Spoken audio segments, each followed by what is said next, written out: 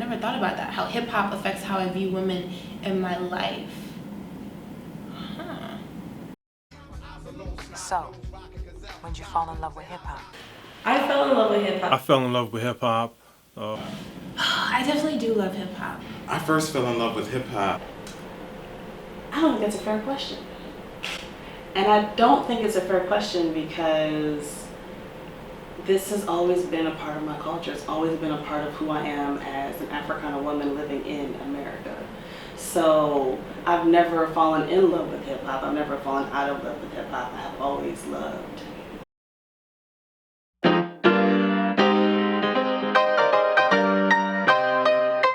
May you ever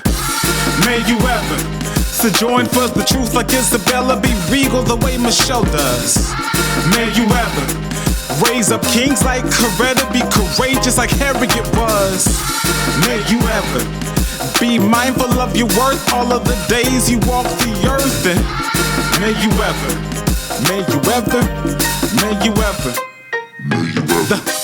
I feel like it's always been a part of my life. I grew up in a Jamaican household, and I think reggae, we always hear the story about DJ Kool Herc bringing hip hop to the Bronx and to New York. Also think reggae in general, people never call it rapping, though it is, and there's that truth telling there.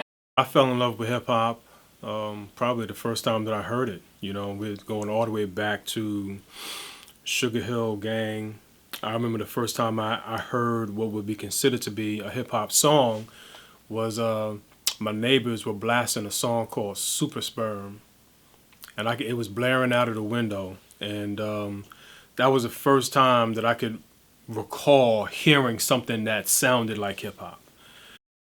I fell in love with hip-hop. It sounds really cliche, but probably the first time I saw Brown Sugar when I was a little girl. I was really obsessed with Sanaa Lathan, and the way she talked about hip-hop, as a person, that's when I kind of connected Commons. I used to love her. That really sparked my love for hip-hop because as I started to get more into hip-hop music, hip-hop culture, I looked at it as a person that was growing with me. I looked at it as a person that was kind of evolving and maturing with me.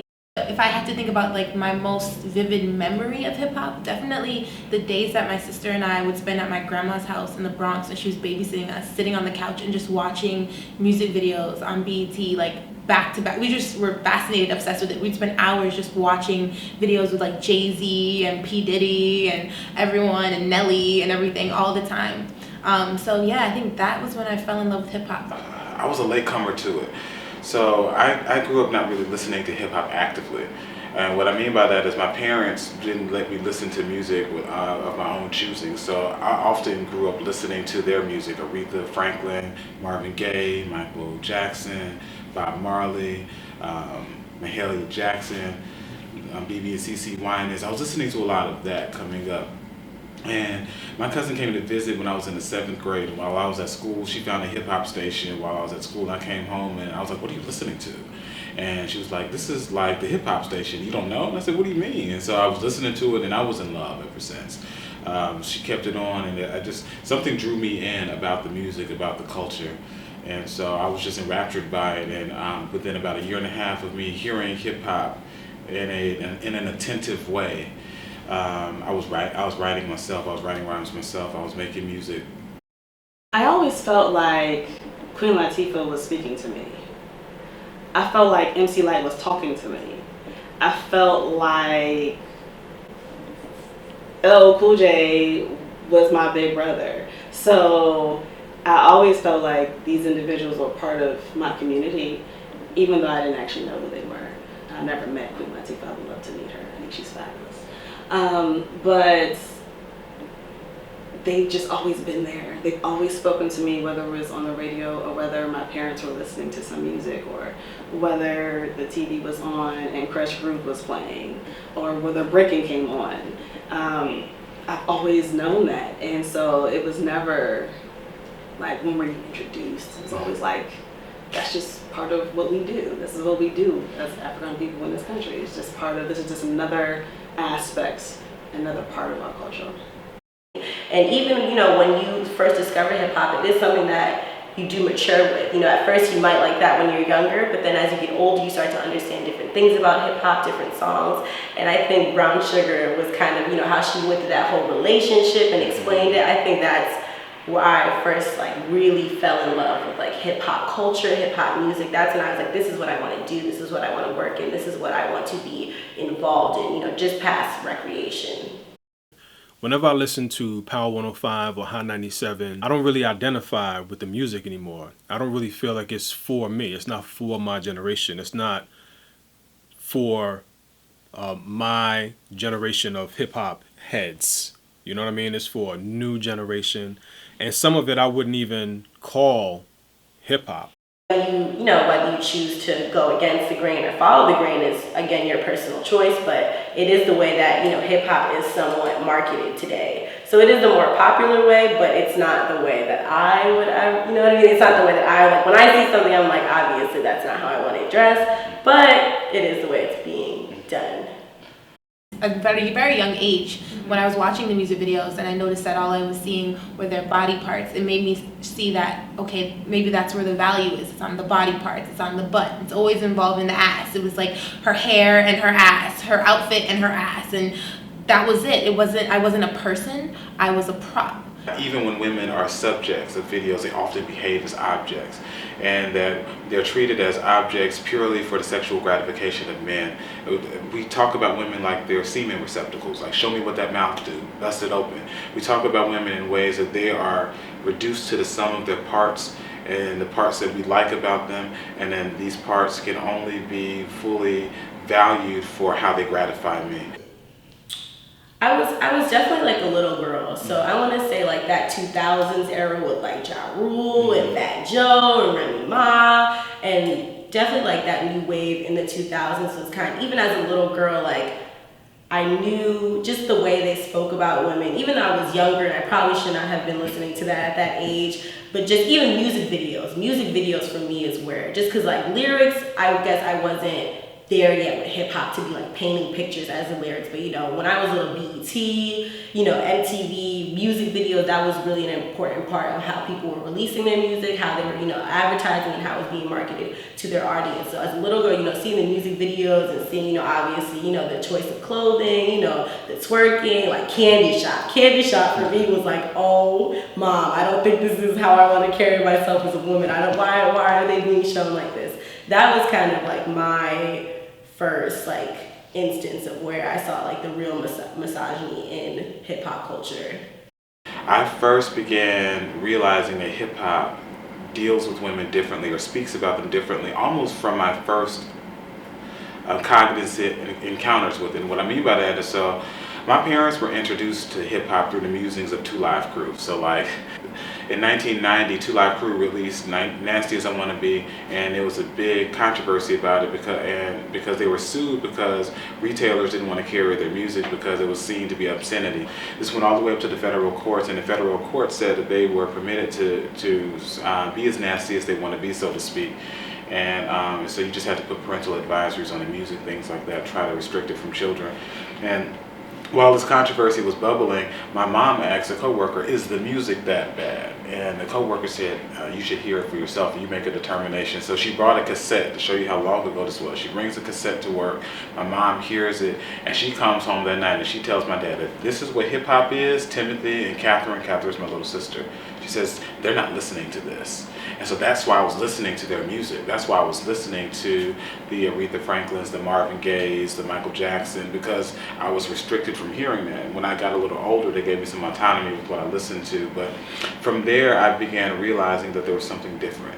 I knew that wasn't real life. Those weren't the women that I saw in real life. The women that I knew in real life were more than that. They were that, but they also had more. So I knew I wasn't getting the full story in hip hop at a very young age, and I knew that for whatever reason that I was objectified, that I was limited to these certain roles in the music.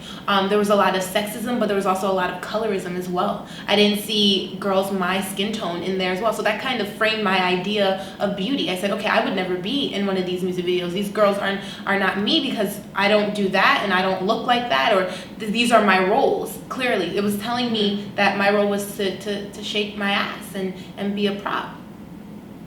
I always knew that from the first song I heard. So I knew that there was a difference when I remember thinking about Queen Latifah's UNITY. That song changed a lot about what you do see and what you don't see and what you do hear and what you don't hear when it comes to music. I've always loved Salt-N-Pepa. Always thought they were bad. Those three ladies, they was getting it. They were up on stage, rocking it, the hair, everything. But there was something about Queen Latifah and MC Lyte and the image that they portrayed and the language they were using to talk about themselves and their communities and the people within their communities. And they spoke to me because it's one thing to say, okay, in the words of my colleague Chris Roberts, we are all walking contradictions.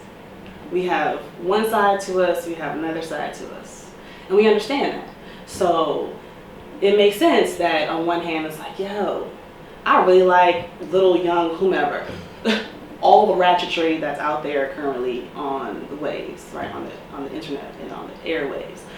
But on the same token, it's like there's something to be said about the fact that we choose to listen to that language, and we choose to bring that into our bodies. We choose to bring that into our minds, and then on the flip side, we also regurgitate it and we give it back. But Queen Latifah didn't do that. MC Lyte wasn't doing that. I think that, I don't know if I can say that it's totally changed, right? I think that maybe men talk about women differently, a little differently, but it's different, different slang, but I can't say that it's totally changed. And women also, talk down on women, sexism. Nobody is immune to sexism in the same way no one is immune to racism, right? I have a lot of sexist ideology that I probably still have, the same way that I probably have a lot of racist ideology that I still have. No one is immune to that. But I think that 10 years ago, there were a lot more women voices. There were a lot more voices out there to choose from, right? Like there was Trina, there was Lauryn Hill, there were different people out there. Now it's literally Nicki Minaj and then Deja Loaf occasionally.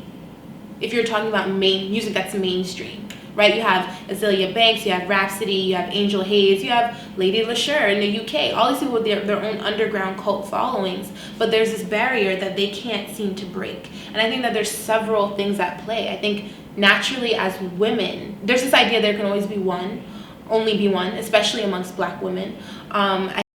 When I started actively listening and watching and participating in the culture, I started realizing that much to my chagrin, it's riddled with misogyny, implicit and explicit threats of violence against women, sexism, and the like. And in many ways, hip-hop disparages women in ways that's just unseemly. Not all hip-hop artists are speaking of women in that matter. Songs, there are a lot of love songs in hip-hop that, aren't just speaking on, women and their physical attributes and what they can do for them, so to speak. Commons, I'm going to bring back to Commons. Commons, I used to love it. Just the fact that he used the metaphor of hip-hop as a woman, for me, that was kind of like, that's something beautiful to me. That's something that, you're not, and he talks about the different phases that she went through growing up. For me, it wasn't, that's where I was like, as I got older, I was like, it's not just this one picture. Even though that's probably the more prominent picture that's kind of in our media today, it's not the only one. And so that's why I think I come back, because I want someone to refer to me as that kind of woman like Common did, that I used to love her, and I kind of fight for that kind of same respect of women across the board, is that that's not the only image that's being painted, and don't let that discourage you from working in hip-hop, continuing to be in hip-hop. And we can also, there's always a possibility to change the conversation. We've seen it happen before, and we're going to see it happen again. So I think that if we keep working to change that conversation, it'll happen. And what was the second part of the question? I forgot. But just, on that marketing consumer way, it is the way that hip-hop has been advertised, especially as a younger, growing up in hip-hop, and kind of seeing that, like that was the way, any trend of style we got from the women in the music videos, you know what I mean? We wanted to look how the women looked in the music videos. Men were dressing how the rappers were dressing in videos. So I think that even though that's not how we want to perceive, that's what's popular. It's difficult to really wrap your mind around. It's almost as though it's become an expectation. So when I was teaching my hip hop class this semester, for example, I gave a disclaimer for one of the videos. I said, this video that I'm going to play is sexually explicit. If this is a image that you might find offensive, I don't mean to offend your sensibilities, but I want to give you an opportunity to leave. So I said that, and I told them that I had forgotten to give a disclaimer when I had showed that video previously. One of my students got up and walked out of the room, and so the class laughs and everything like that. And then one of the things one of my students says was, this is a hip hop class. What did she expect? And I found that to be so telling, that her expectation in hearing and experiencing the culture was that it's going to demean, it's going to degrade, it's going to objectify women. Like, that has become our expectation, that women will be objectified. Even when women are subjects of videos, they often behave as objects, and that they're treated as objects purely for the sexual gratification of men. We talk about women like they're semen receptacles, like, show me what that mouth do, bust it open. We talk about women in ways that they are reduced to the sum of their parts, and the parts that we like about them, and then these parts can only be fully valued for how they gratify me.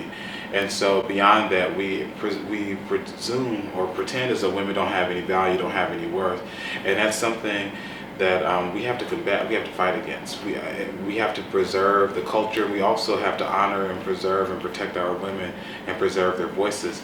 In general, like, as a society, we're taught not to trust women.